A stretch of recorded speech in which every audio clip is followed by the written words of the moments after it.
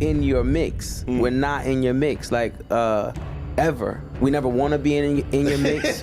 we don't. The ongoing saga between Drake, Kendrick Lamar, and Pusha T has once again taken center stage in the hip-hop world, with tensions flaring and narratives unfolding across music, social media, and legal battles.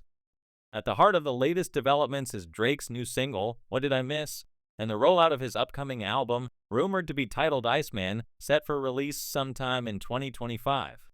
The single, accompanied by a controversial music video, has reignited discussions about Drake's persona, his ongoing feuds, and his place in hip-hop culture. Meanwhile, Pusha T and his group Clips have dropped their first album in 15 years, Let God Sort 'Em Out, featuring a collaboration with Kendrick Lamar that has stirred its own share of controversy, particularly with their former label, Def Jam. This complex web of music, beef, and industry politics has fans, critics, and artists alike dissecting every move, lyric, and social media post, with each side accusing the other of manipulation, betrayal, or inauthenticity. The music video for What Did I Miss? Has drawn significant attention and criticism for its imagery. In it, Drake is depicted standing in his backyard surrounded by an arsenal of guns, a visual that many have called tone-deaf given his ongoing legal battle with Universal Music Group UMG. In the lawsuit, Drake claims that UMG used bots to artificially inflate streams for Lamar's diss track, Not Like Us, which he argues defamed him and damaged his reputation. The juxtaposition of Drake portraying a tough, mob-like persona in the video while simultaneously suing over reputational harm has led to accusations of inconsistency.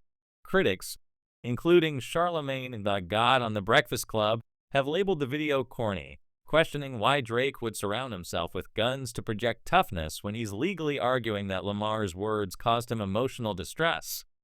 Charlemagne's remarks, dripping with sarcasm, dubbed Drake the Canadian chopper slinger and Toronto trigger squeezer, mocking the idea that he's suddenly a street-hardened figure.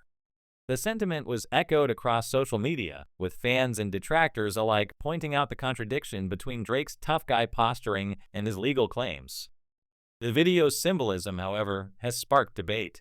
Some of Drake's fans argue that the guns facing him in the video represent the industry and peers turning against him, with Drake standing firm despite being targeted. They interpret the imagery as a metaphor for resilience, suggesting he's still standing on business amidst the chaos. Others, however, see it as a misguided attempt to threaten Lamar and others, especially given the timing of the release on the one-year anniversary of Not Like Us. One ex-user remarked, "Kendrick is a street dude. He's about that life. Drake is not. He's a pretender and in court saying they said bad words about him and feels threatened for his life while still dissing and threatening displaying guns." Another called out Drake's martyr complex, referencing Lamar's Euphoria diss track, which criticized Drake for playing tough when it doesn't suit him. The video, coupled with questionable lyrics like, "She might decide to say no to me now, but say yes to me later," has also raised eyebrows, particularly in light of allegations tied to the Not Like Us narrative, which accused Drake of inappropriate behavior. While Drake likely intended the line as a boast about his charm, its timing and context have been deemed reckless by many. Adding fuel to the fire, Drake's recent livestream incident has further complicated his image. During the Iceman promotional stream, a group of kids on bikes shouted insults at him, quoting "Not Like Us" by calling him a derogatory term. Drake responded by cursing back and warning that they could get shot, a moment that fans found more comical than threatening. Occurring in Toronto, the exchange highlighted Drake's sensitivity to the ongoing taunts tied to his loss in the Lamar beef. Critics argue that this reaction, combined with the gun-heavy video, undermines his attempt to appear unbothered and in control, instead painting him as reactive and overly invested in proving his toughness. On the other side of the narrative, Pusha T and Clips have entered the fray with their new album, Let God Sort 'Em Out, which features a standout track, Chains and Whips, with Kendrick Lamar. The song's title is widely seen as a direct response to Drake's 2022 track Churchill Downs with Jack Harlow, where he rapped, "All I hear is plug talk coming from middlemen / all I hear is tall tales coming from little men / whips and chains like a dominatrix." These lines were interpreted as shots at Pusha T and Lamar, and the decision to name the Clips and Lamar collaboration Chains and Whips feels like a deliberate clapback. Pusha T has been vocal about the track's significance, revealing that Def Jam, Clips's former label, attempted to censor Lamar's verse, citing a line containing the phrase "trump card" as problematic due to potential political backlash.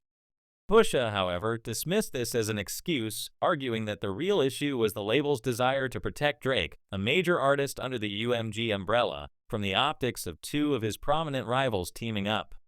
In interviews with GQ, The Breakfast Club, and Popcast, Pusha T detailed the behind-the-scenes drama, accusing Def Jam of trying to sabotage the album by pressuring Clips to remove chains and whips. He recounted how the label refused to communicate in writing, instead making repeated phone calls to his management to push for the track's removal. When Clips refused, Def Jam dropped them, leading the duo to sign a distribution deal with Roc Nation. Pusha compared this experience to 2018, when his diss track, The Story of Adidon, exposed Drake's hidden son and led to several of Pusha's verses, including one for a Pop Smoke album, being shelved by labels wary of further escalating the beef. He suggested that the industry's response to chains and whips was similarly motivated by a desire to shield Drake, noting they didn't like the optics of two Drake foes teaming up. Pusha's comments have added a new layer to the narrative, with fans speculating that Drake's camp may be behind efforts to undermine Clips's comeback. Social media has been abuzz with claims that Drake's fans, or OVO stans, have been flooding platforms like X with negative comments about Let God Sort 'Em Out, calling it irrelevant or a flop.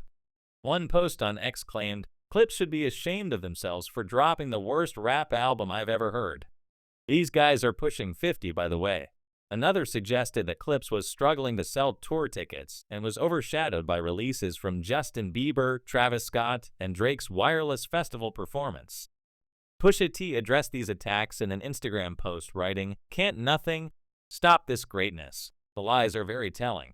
The people will never believe these smear campaigns." Without naming Drake directly, the post was widely interpreted as a response to alleged efforts by Drake's camp to discredit the album, with some fans pointing to a specific X account, Kirko, which posted about a supposed leak of Let God Sort 'Em Out and then disabled comments, fueling suspicions of coordinated slander. The timing of these events has only heightened the drama. Drake's Iceman rollout, with its cryptic hints and icy imagery, like references to Kimi Räikkönen and Val Kilmer's Top Gun character, suggests he's embracing a cold, detached persona, possibly as a response to the betrayals he's faced. Posts on X have speculated that Iceman represents Drake going ice cold with the industry, focusing on loyalty and cutting ties with those who turned on him. However, critics argue that his fixation on the Lamar beef, evident in What Did I Miss? And his social media activity, risks alienating fans who want him to move forward.